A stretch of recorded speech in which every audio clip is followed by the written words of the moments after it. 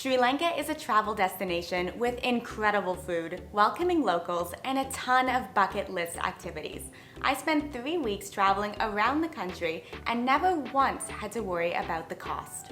In today's video, I'll break down exactly what it cost my travel partner and I from the moment that we arrived in Sri Lanka to when we flew out. This video will give you a very good idea of how much you will need to budget for your own dream trip around Sri Lanka.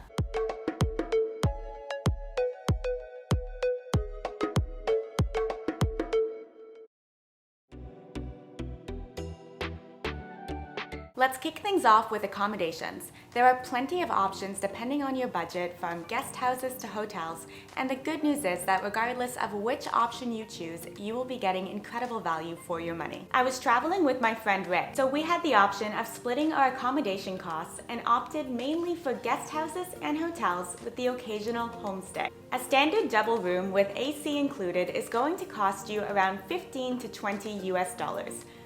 I will quote in USD for simplicity, as I know most of my audience is from the US. Factoring in a 10 to 15% tip on every night's stay, our total accommodation cost came to $390 US for 21 nights. While you can certainly find cheaper accommodations than what we stayed in, keep in mind that hostels are actually not that common outside of the tourist areas or the major cities like Columbo. The least expensive option would probably be doing a homestay, which is very similar to the guest houses, except as the name implies, they are out of one of the locals' homes. Hostels, guest houses, hotels, and homestays can all be found on sites like Booking.com and Agoda. I'll link to some of our favorites down below. Next up is my favorite category, the food. I didn't know much about Sri Lankan cuisine before arriving and naively assumed that it would be similar to Indian cuisine. When I looked at the menus, I was seeing things like roti, curry, rice dishes. So obviously, with the proximity to India, I thought, okay, this is going to be about the same. Wrong. We ate every single meal at restaurants and never came across something we didn't like. We also never had the same meal twice, despite ordering rice and curry a dozen times. The meal consisted of a large plate of rice with anywhere from 4 to 10 different curries in little bowls on the side. There'd usually be a choice of a meat option, my absolute favorite being fish curry. But the mix of different vegetable curries that arrived with the meat option were always a complete surprise. We ate street food from little hole-in-the-wall spots, tourist restaurants, even in a mall basement. All the food was delicious and we were never sick once. We didn't focus our decision on where to eat based on what the restaurant looked like, but more so how many other people were eating there. If the restaurant was full, it kind of indicated that there would be a high turnover of food, which we thought would reduce the risk of getting sick. It apparently worked for us. Breakfast was always included and provided by wherever we stayed the night before, so our costs were very low at only 10 USD for the entire trip. This was for times when we needed something a little more or if we didn't like the option that was being provided. Lunch and dinner costs were 3 to 5 USD each, the cheapest being 1 USD and the most expensive being 11 USD in Ella. Beer, water, smoothies, and soda were ordered separately, adding $1 to $3 to each meal cost. There isn't much of a street food scene in Sri Lanka, but one thing that you have to try is this, it's like a chickpea dish. I'll put the name on the screen, and it's mixed with all of these different spices and shredded coconut. Absolutely delicious and around 50 cents per serving. One recurring grocery item was that we purchased 5-liter jugs of water almost on a daily basis, since you can't drink the tap water. Our total water costs came to $25 US. The total food costs for 2 people over 21 days came to a grand total of $430.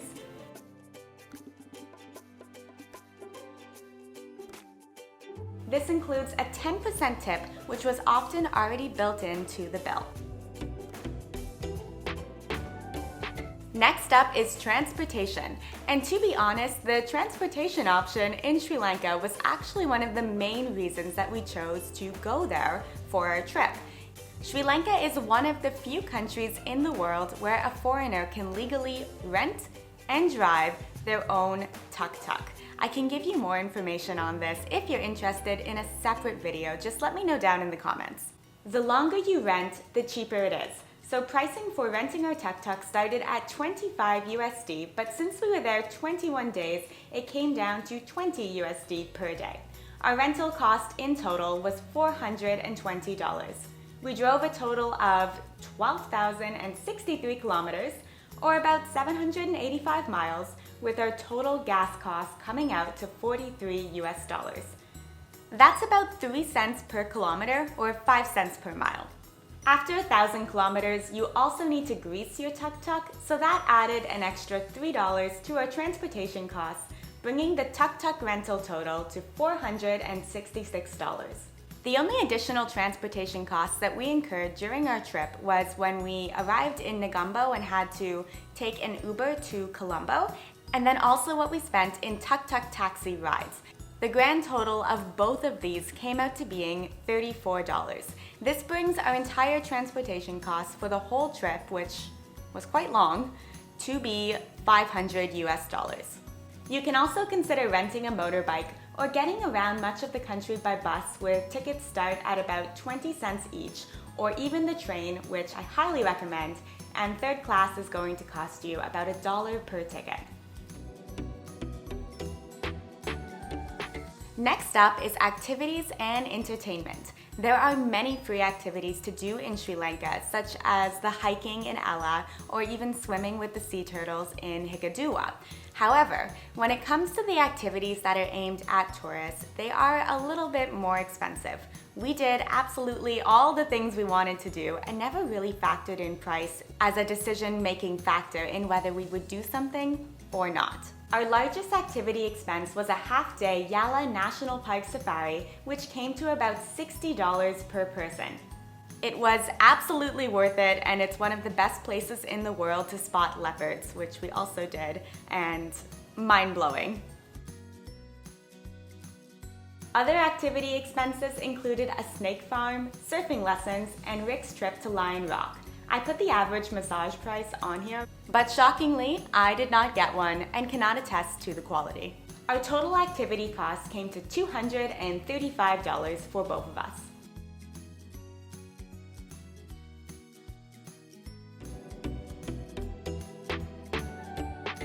Some additional uncategorized but also essential costs included a 1-month tourist visa at $35 per person, 2 SIM cards with unlimited data plans, ATM withdrawal fees, toiletries like toothpaste, sunscreen, and bug spray, as well as travel insurance at only $55 for both of us.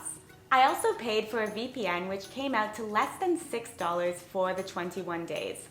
Having a VPN allows you to do things like watch the Bachelorette finale and the NBA game. Any Raptors fans out here? Maybe not after that final game this season. Oof. A VPN allows you to watch these shows and games live, regardless of where you are in the world, because it can get around those geographic restrictions. It's also very important to travel with a VPN because it's going to protect your information as you're connecting to all these different Wi-Fi networks. I'll link to who I use down below, and if you do use my link, you'll get 3 months free, as well as a 30-day risk-free trial period. The grand total of these additional expenses came to $173 for both of us.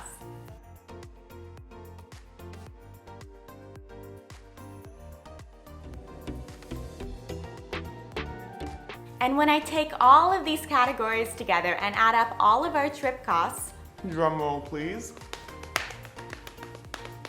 the total cost for 2 people to spend 21 days traveling around Sri Lanka with very little budgeting came to $1,728 USD.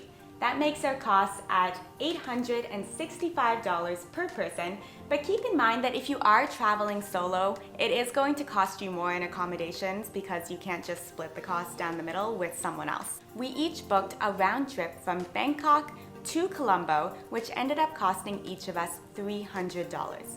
Including the flight, the entire experience cost us about $1,000 USD per person, $1,014 to be exact. Our combined cost per week was $576, which came out to $82 a day or $41 a day per person, making our estimate to travel for 4 weeks, or about a month in Sri Lanka, to be $2,300 for the two of us. Based on these costs, I estimate spending 1 month in Sri Lanka to cost only $1,150 per person. This absolutely amazes me, considering that we did all the things we wanted to do and ate all the food we wanted to eat and didn't skimp on anything. We got incredible value for the money that we spent, and it was a blow-your-mind type of holiday. I can't recommend Sri Lanka highly enough, and hope you will share this video to help show others how accessible it really is to have an incredible vacation in the country.